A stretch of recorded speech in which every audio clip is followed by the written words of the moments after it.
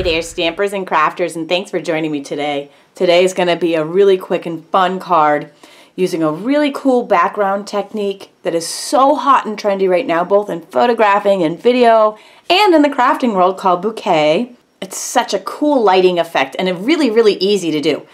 It's very subtle on this card and very, very cool looking. Alright, let's get started. I am going to start with just a Whisper White template, and if you're new to my channel, thanks for subscribing. I'm going to start by making a template for this technique.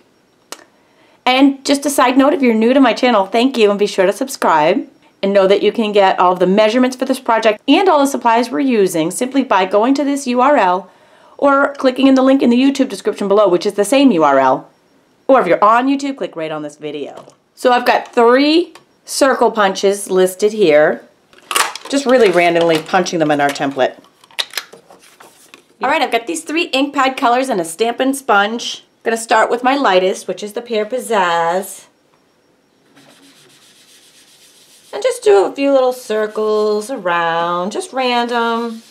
Mine's a little even funky color because I use the same sponge for all 3 colors, which is going to make it really fun. Feel free to use 3 different sponges to get some clear color on there. Just filling in some of these spots with the Bermuda Bay, and then we're just going to go to the darkest color, which is Island Indigo. And you can do this with any color combination, but this is just our start. For the next step, I am switching sponges to the Sponge Dauber, the Whisper White Craft ink pad, and our template. And I am intentionally making our template go off the edge.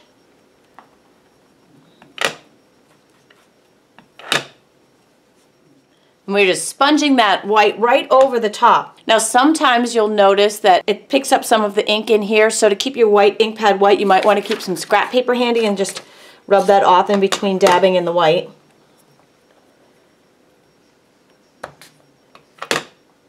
Now to keep this true and realistic, I actually found that making these circles some lighter than others made it really look authentic. And then just move this template around on your panel and keep going.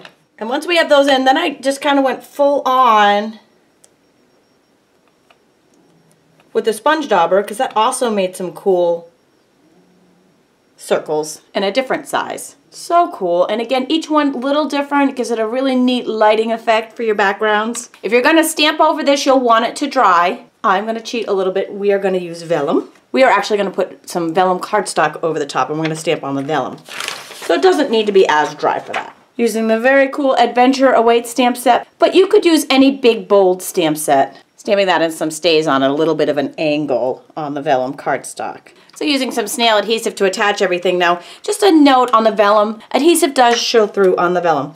On the back, I'm just going to take and attach it just a little bit behind some of the busier areas of the image to attach it down.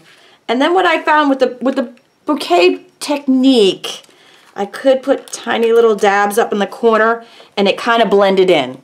But just be careful not to do a big strip, because that will show. And our card is complete and completely awesome. Another really super easy technique. Again, all the supplies on my blog. Really easy to find all the measurements.